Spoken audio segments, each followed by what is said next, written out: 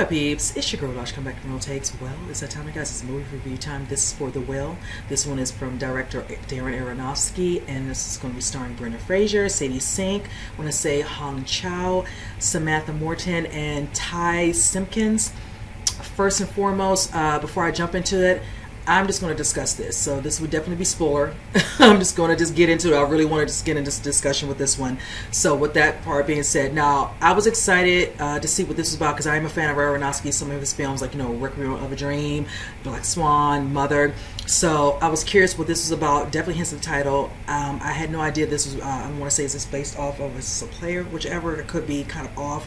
But needless to say, with this, I was definitely really engaged when I saw the teaser trailer. I did get a little emotional and I really was looking forward to seeing this, hence at the fact that Brendan Fraser was in this. I'm definitely a fan of his work. He definitely has range in the movies he picks, and some of those movies I love in the past have been drama types of films, like say for instance School Ties or With Honors, a couple of name a few, but definitely School Ties.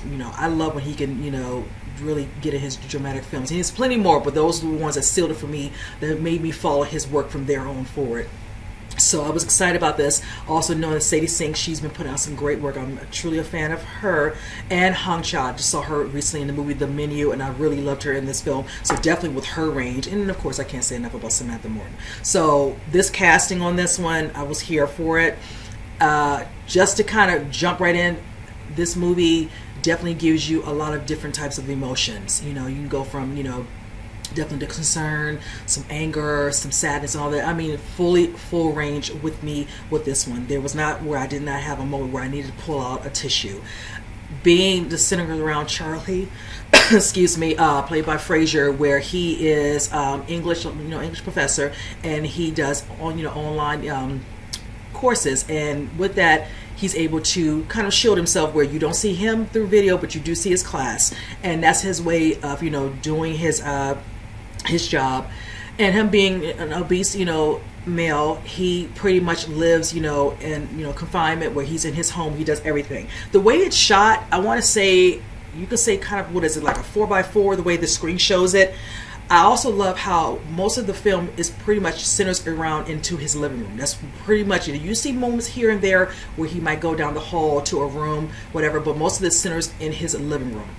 So I kind of like the aspect of that. Every time he was having moments where it's him either showing him doing his work or him engaging with another person. Mainly it was a lot where you get introduced to a character played by Ty Simpkins named Thomas, where he's from the missionary from New Life, and he comes to visit him and he feels like he could help him. There's a moment where Charlie's having some sort of a situation where his breathing all that heavy, because he's dealing with a situation within the film where you see from the trailer where he has congestive heart failure. Liz trying to explain to him, you need to see a doctor. He doesn't want to see. It's like all the bills, this and that, another, every excuse that he'll be able to pay it back, or he'll be in debt, and he will not go.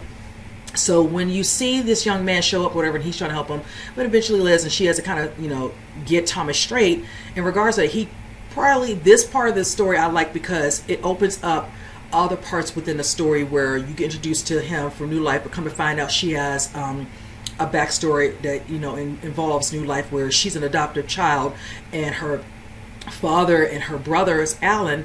And then when you see it, come to find out, Charlie used to date Alan. We're dealing with a situation where they grew up, dealing with the church. She kind of stopped doing that. She got somewhat disowned. The son, tried to do that, whatever, certain things, have him living his life the way he wanted to, being with Charlie, caused it to get to a point where he ended up taking his life.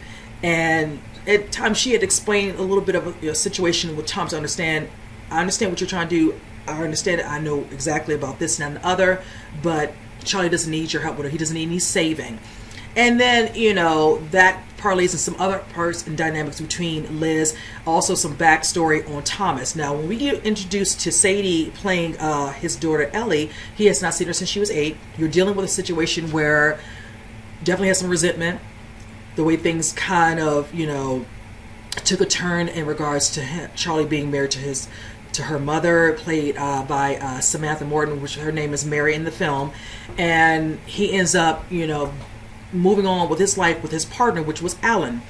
And the dynamic of her finally reaching out to her father, wanting, meeting up him, mother doesn't know, and she's trying to get help dealing in regards to her, failing, grades and all that. She has these papers. If she does this right, whatever, he wants to help her, and he's like, okay, well, I will pay you this money that I have saved up, whatever, and all that. If you do this, you can come here, do not tell your mother, just being this. But then at times with her, and don't get me wrong, I'm understanding the resentment of how things, fell apart with their family altogether, and him kind of living his life, whatever, and all that. But at times, the way at least he wanted just to be talking to the parent, and I'm like, first of all, you still are a child, and I'm just like, I'm really not here for the disrespect of anybody with their parent, but being that there is layers to the way the situation is, whatever. At moments, I can understand, but then it was a little bit more too much, too aggressively, that I'm like, okay, like, if you don't want to be there, honey, then just leave. But knowing that you have something, that you'll get from him, and in monetary, she's the only reason she's keeping there. But making little snide comments, or making him try to stand up, but he's not able to do it. He almost hurts his leg and his arm, whatever, and all that. She rushing out. It was just like the overall extra with the attitude, whatever. It's just like, you're not being forced, but here you are. With that being said, now I will say this: as the movie progresses, you do see scenes where he'll be talking, to Liz when she's visiting, checking on him, taking his, vitals, his breathing. And he's having a moment where he actually was eating his food, and he starts, and she needs to come over and, eject. And I'm just like, he's choking, and him feeling the need to say sorry. And it's just like, no. She's like, you were about to die right in front of me. And she's angry, but then, she kind of calms down, whatever, and all that. You can see he feels a certain way, slightly, definitely embarrassed about the situation. But he's, at the moment, he's kind of like really eating fast. He's not really showing him. She's like, no, eat, like you just want to eat. But he's really, at times when you see in the film, just devouring food, like just straight, really just in all the food. I will say there's one part throughout the film that I noticed with him where he definitely doesn't like to engage people truly, where he has a pizza delivery guy, bring out the food. And then you see where, he's like, hey, my name's, Dan. And he's like, I'm Charlie. He's like, I left your money here. And it's like, oh, thank you. He never opens the door. He waits for him to go, so he can't be seen. Just like how he is when he's teaching his class. He doesn't want to be seen. And, understandably, less, with him. But it's just almost like there's so many things Liz keeps trying to explain to him, see the doctor and all that. You could, live, you can do this, like with, Ellie's character, she doesn't really care what all. In some ways, I think she really does care. She eventually sees Thomas coming over here, day there, trying to find ways to help, Charlie, feeling he could be the one to save him, but he has his own baggage. You ran away from where you are from, I want to say in Iowa, because you did some things you weren't supposed to do, and you stole some stuff and all that, and you're trying to find a way to, in some ways, probably repent by coming into New Life, but come to find out he wasn't with New Life. You're kind of lying about that. And you're using that to hide behind with some pamphlets and all that, instead of dealing with your issues from where you are when you ran away. And I like how she kind of forces it out of him while he's there. And, eventually you see with him, she finds a way to reach out to them and tell them, it's just money, we forgive you, come back, whatever.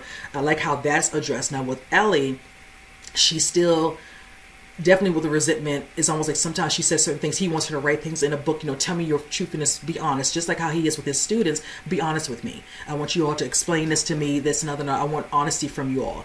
But the thing with this is that you're wanting that from your students, but you're not truly being honest with them. And as time goes on in the film, he's coming to terms with, he has to do that with a student. You're asking them to do this and you're not doing this, and you're not reflecting. And then also the same thing with coming to terms with what he did to hurt his daughter and wanting to make amends and reconnect with her. There's the one scene where you see he eventually, wants to go down to the hall. He has a key on the top of the, the door and all that. And it's a room, which I'm assuming is the room that he shared with his partner, Alan, prior to him, taking his life. And it's sad because you can see that's kind of a little bit of a bond between him and Liz feeling a certain way and concern for Charlie. That's why she kind of still, feels, beholden to come there and check on him and all that. But things do come out where he made it seem like, he couldn't afford to see a doctor. Hence, when the money is, revealed and eventually Liz gets her mother, Mary to come and, pretty much, they're both exposed, like, this is what you're doing. You want this one, you don't want to be here. Like, why are you here? And that's when they're trying to understand, the failures of what they both did as raising their daughter. Her, him being an issue with the food at times, her with her drinking, the daughter kind of lashing out, not particularly caring for either one of her parents, honestly, but she, lives with her mother, so she's like, that's what she was, and definitely couldn't be with her dad because he was kind of, separated doing his own thing. And that kind of comes up between Mary and Charlie, discussing how things, happen, how Ellie did know. I remember when he came over and you made a steak, and you never make food like that for us, whatever and all that. And he waited till school, this certain semester ended before they did the date and you got to know each other, whatever. And then eventually things happened where he was no longer his wife and they became partners, and they were living a good life for a while. He admits it. He had to explain this to Thomas. I wasn't always big, when this situation happened. Ellie asked him, why are you big now, whatever and all. Something happened, traumatic, whatever and all that. And his situation, it got out of hand, and that was the area probably with the guilt of what happened to his partner and all that. I know in this instance, I will say, to me personally, I know that's one area of how somebody might become obese and all, but that's not the end all of being, guilt and depression. There's other facets of things like that. So I like how they just make it seem like this in the film, but that's not to say this is how it is in general. And hopefully individuals realize that. I would never assume, oh, this is the only way, whichever, especially also in the instance of them discussing an obese male and also him being, LGBTQ in instance of that being, he had a partner. So, but I will say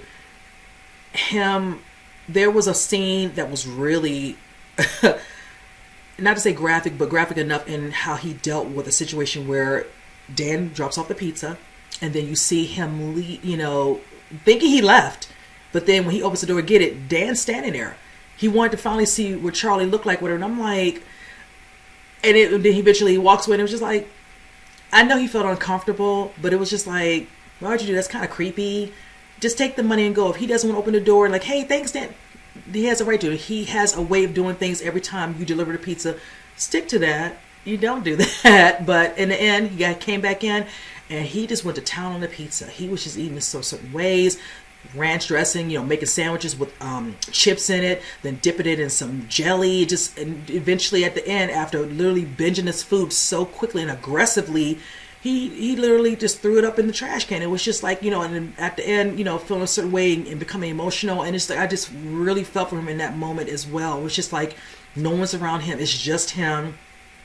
But understanding, how he's feeling and trying to find a way, but it's like he wants to do it, like he stated in the trailer.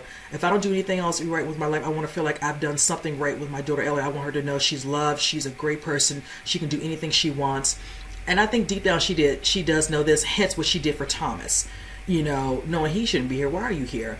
Playing with him, talking about his pot, this and that and other, making these little statements, whatever at times. And I was just like, girl, if you don't grow up, like, what is the point of you making these statements to him, getting him all riled up? But in the end, she did the greatest thing she could do for him.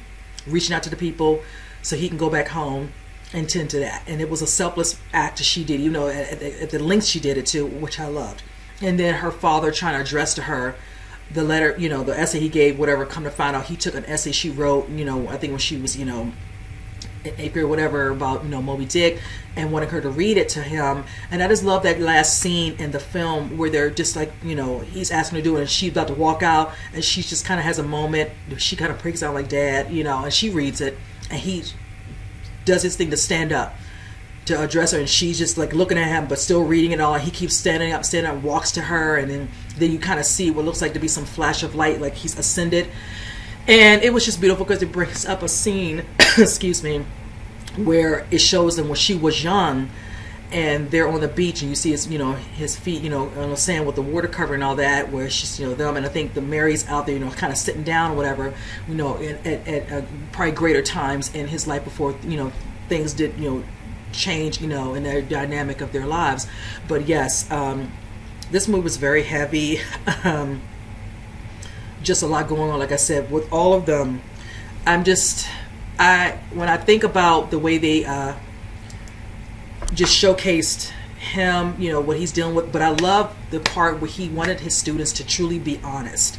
He says, I feel like I've not been honest with you all, even though the way he lashed out and the way he acted towards him and all that, but he eventually showed his face, but then he threw the laptop and all that.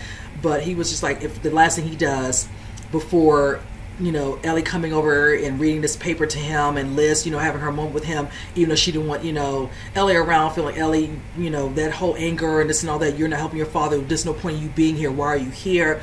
But just realizing he doesn't have long to live. He wants to do what he needs to do to reconnect with you and know that I care for you. I know I didn't do it the right way. You know, you might not be able to forgive me, but I want to know that I'm here now. I'm here to help you. I want you to know you are loved. This is this not to throw your life away. Same thing with how I feel for Liz, always being there for Charlie and helping him and all that and doing these things and all that. Him, of course, not being forthcoming about a situation with his funds when he could be helping himself, but he chooses. He's like, this money's for Ellie. He's like, no, you could be doing something. I think your daughter would prefer you to live than you just living your money. And never once in this video he could truly understand and grasp that she would rather you probably honestly be here. She's angry with the way the family broke up, but you doing this is not, you know. So yeah, just all types of emotions in this film, and I just really truly enjoyed the aspect. And Brendan Fraser, just he brought his A game in this one, because truly moments you did feel for him and wanting the situation to be different for him, but he truly was stuck, you know, set in his ways. He didn't want to do the things he needed to do, and when he had moments where certain things bothered him, it was really about the food, him being in his you know, moment of quiet, where there'd be times where you see Liz talking and he's just his mind is somewhere else. And if it wasn't, you know, in that moment, if he's by himself just eating this and that and other and all that. But yeah, just so many emotions. I just feel like everybody's character in this one has something truly in common, like the guilt or the lack of at times feeling forgiveness, maybe forgiveness of self, but it really tugged, and it was really deep. I like I said, I really do enjoy Aronofsky's films. It's like it definitely makes you think a lot.